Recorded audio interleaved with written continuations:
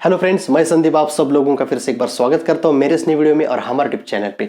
आज का वीडियो हमारे नी पेन रिलीफ सीरीज का अगला वीडियो है और आज के इस वीडियो में हम नी जॉइंट के बहुत कॉमन इंजरी के बारे में डिस्कशन करने वाले।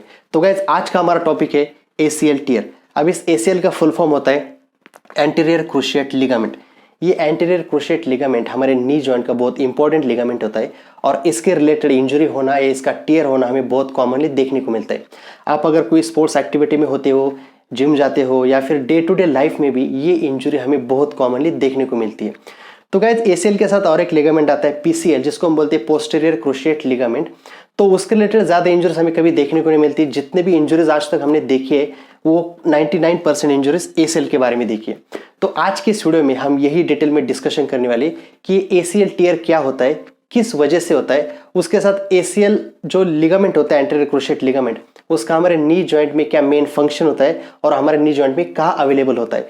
तो आज के इस वीडियो में हम यही डिटेल में डिस्कशन करने वाले। तो इस वीडियो को पूरा देखिए, लाइक कीजिए और शेयर तो जरूर कीजिए। तो जब भी एसीएल टियर होता है, इसमें कुछ इंजरी होती है, तो उसकी क्या कंडीशन है, क्या वो बस ओवर स्ट्रेच हुआ है या फिर उसमें पार्शियली टियर आ गया या वो कंप्लीटली टूट चुका है। तो हर एक कंडीशन के हिसाब से उसके कुछ ग्रेडिंग्स होते हैं।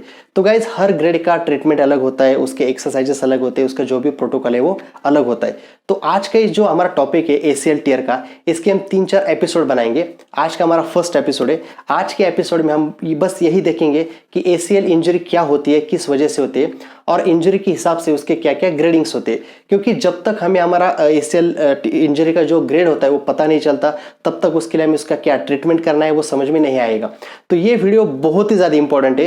अब इसके बाद जो हमारा सेकंड थर्ड वीडियो आएगा उसमें हम इन डिटेल उसका जो हर ग्रेड है उसके हिसाब से उसके लिए क्या ट्रीटमेंट होगा, क्या एक्सरसाइज होगा, उसके बारे में डिस्कशन करेंगे। तो गाइस, सबसे पहले हम ये देख लेते हैं ये जो एसीएल होता है एंटीरियर क्रूशिएट लिगामेंट होता है वो हमारे नी जॉइंट में होता कहाँ पे और उसका क्या फंक्शन होता है। तो गाइस, सबसे पहले हम देख लेते हैं हमारे नी जॉइंट का स्ट्रक्चर और उसमें हमारा एसीएल होता कहाँ पे।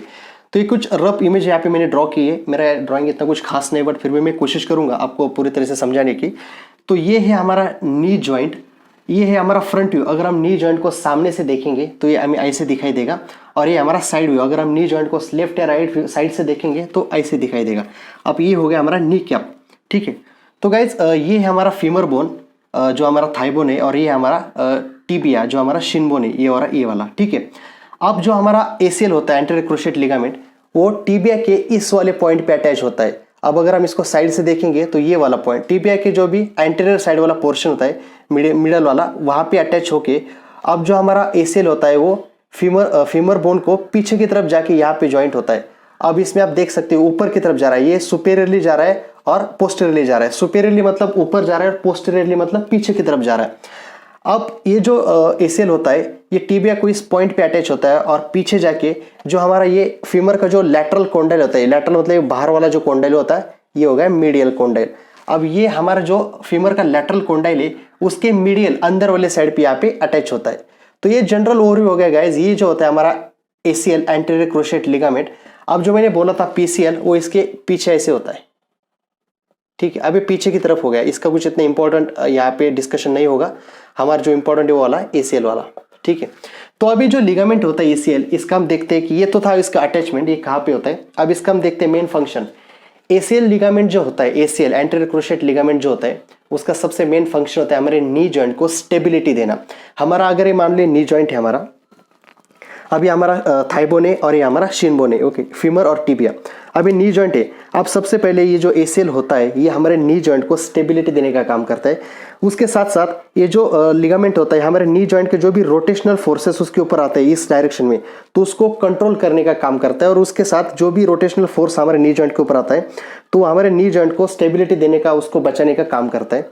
सेकेंड चीज, जब भी हम नी में फ्लेक्शन एक्सटेंशन करते हैं तो जो हमारा हाइपर एक्सटेंशन होता है, मतलब मान लो कि मेरा नी जॉइंट है, मैंने एक्सटेंशन किया, अभी जो इसके ऊपर तो ये जा नहीं सकता, इसमें हाइपर एक्सटेंशन जो होता है उसको कंट्रोल करने का काम हमारा जो भी एसीएल होता है ये करता है। तो गाइज, एसीएल का जो मेन फंक्शन होता है वो होता है हमारे नी जॉइंट को स्टेबिलिटी देना और जो भी एक्सटर्नल फोर्सेस, रोटेशनल फोर्सेस हमारे नी जॉइंट के ऊपर आते हैं, उसको हमारे नी जॉइंट की रक्षा करना। अब हम ये देख लेते हैं कि जो भी हमारा एसीएल होता है, हमारा एंटीरियर क्रूशिएट लिगामेंट होता है, वो इंजर होने के या फिर उसमें टियर जाने के क्या क्या चांसेस होते हैं, कौन से कंडीशन में वो टियर हो सकता है। तो सबसे पहली चीज, अगर आप कोई स्पोर्ट्स एक्टिविटी खेलते हो, चाहे क्रिकेट हो, फुटबॉल हो, वॉलीबॉल हो, जो भी हो, और उस चीज में अगर आपके नी के ऊपर बहुत जोर से प्रेशर आ जाता है, बहुत जोर से उसके ऊपर इंपैक्ट आ जाता है, तो उस केस में आपका जो भी एसीएल होता है, एंटीरियर क्रूशिएट लिगामेंट, वो टियर होने के चांसेस बहुत ज्यादा होते हैं। उसके साथ अगर आप कभी एक्सीडेंट हो जाता है आपका, आप नी के बल बहुत जोर से गिर जाते हो और उस आपके नी जॉइंट के ऊपर एकदम से जर्क आता है, स्पेशली ऐसे रोटेशनल वाला जर्क आता है, तो उस केस में भी आपका एसीएल टियर होने के बहुत ज्यादा चांसेस होते हैं। इसके साथ अगर आप कहीं जा रहे हो और आपका पैर स्लिप हो जाता है, और स्लिप होने के बाद भी अगर आपके नी जॉइंट के ऊपर जोर से जर्क आ जाता है, तो ये भी एक रीजन हो सकता है आपके एसीएल टियर होने का। तो गाइज, अब इसके बाद जब हमारा एसीएल टियर होता है, एंटीरियर क्रूशिएट लिगामेंट जो भी ब्रेक हो जाता है, तो उसके कंडीशन के हिसाब से उसके क्या क्या ग्रेड होते हैं, तो अब हम उसके ग्रेड के बारे में देख लेते हैं। तो गाइज, एसीएल इंजरी का जो सबसे पहला ग्रेड आता है उसको हम बोलते हैं ग्रेड 1। अब जो ग्रेड 1 क्या होता है, जब भी हमारा एसीएल इंजर्ड होता है, तो उस केस में हमारा जो एसीएल होता है, एंटीरियर क्रूशिएट लिगामेंट, वो बस ओवर स्ट्रेच हो जाता है, उसके ऊपर एकदम से स्ट्रेच आ जाता है, तो ओवर स्ट्रेच हो जाता है। उसके साथ उसमें बस हल्का फुल्का माइल्ड डैमेज मतलब उसका बस हल्के से कुछ सॉफ्ट टिश्यू फाइबर हल्के फुल्के डैमेज हो जाते हैं, बट उसमें टियर बिल्कुल नहीं आता। तो ये जो कंडीशन होती है वो आती है ग्रेड 1 में। अब ओवर स्ट्रेच होने के बाद, माइल्ड डैमेज होने के बाद, वो जो होता है, वो उसका जो हमने बोला था कि एसीएल का मेन फंक्शन होता है हमारे नी जॉइंट को स्टेबिलिटी देना, तो ये दोनों कंडीशन के बाद भी वो हमारे नी जॉइंट को अच्छे से स्टेबिलिटी दे रहा है। तो ये जो तीनों कंडीशंस होती है, जिसमें ओवर स्ट्रेच हो जाता है, माइल्ड डैमेज आ जाता है, और फिर भी हमारे नी जॉइंट को स्टेबिलिटी दे रहा है, तो ये सारी कंडीशन आते हैं हमारे ग्रेड 1 में। तो ये हो गया ग्रेड 1। अब इसके बाद आता है हमारा ग्रेड 2। अब इस ग्रेड 2 में होता क्या है, जो भी हमारा एसीएल होता है वो पार्शियली टेयर होता है। पार्शियली टेयर का मतलब हमारा जो एसीएल होता है उसके कुछ फाइबर्स यहाँ पे ऐसे ब्रेक हो जाते हैं। अभी पूरा नहीं टूटता, बस उसके कुछ फाइबर्स यहाँ पे ब्रेक हो जाते हैं। अब पार्शियली टेयर होने के बाद उसमें और एक चीज होती है, वो जो होता है वो हमारे जो नी जॉइंट को स्टेबिलिटी देने का उसका जो मेन फंक्शन होता है, उसमें वो धीरे धीरे कम होने लगता है। तो वो हमारे नी जॉइंट को प्रॉपरली स्टेबिलिटी नहीं देता। और इसके साथ तीसरा और एक फंक्शन आता है कि हमारे नी जॉइंट में बहुत ज्यादा पेन होने लगता है। तो जब ग्रेड 2 का टियर होता है, तो उस केस में पार्शियली टियर होता है, उसका जो भी जॉइंट स्टेबिलिटी देने का काम धीरे धीरे कम होने लगता है, और उसके साथ उसमें बहुत ज्यादा पेन भी होता है। तो ये था हमारा ग्रेड 2। तो गाइस, जिसके बाद आता है हमारा ग्रेड 3। अब इस ग्रेड 3 में होता क्या है, जो हमारा एसीएल होता है वो कंप्लीट टियर हो जाता है, वो ऑलमोस्ट 2 हिस्सों में बढ़ जाता है। यहाँ पे आप देख सकते हो इस इमेज में, वो ऑलमोस्ट ऐसे 2 हिस्सों में बढ़ जाता है।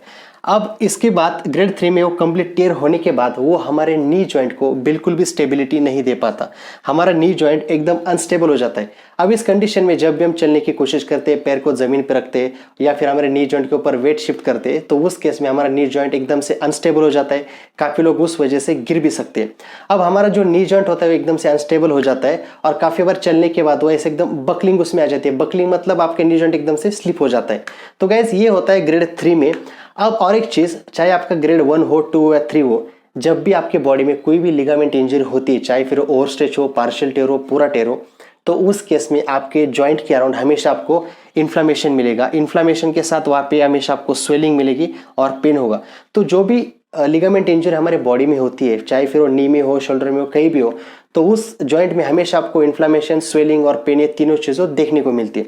अब गाइस, जो हमारा ग्रेड 3 था उसमें हमने देखा कि हमारा जो भी एसीएल होता है, लिगामेंट होता है, anterior cruciate ligament, complete tear हो जाता है। उसकी वजह से वो हमारे नी जॉइंट को बिल्कुल स्टेबिलिटी नहीं देता, और उसके बाद वहाँ पे पेन, स्वेलिंग और इन्फ्लामेशन हमें देखने को मिलता है।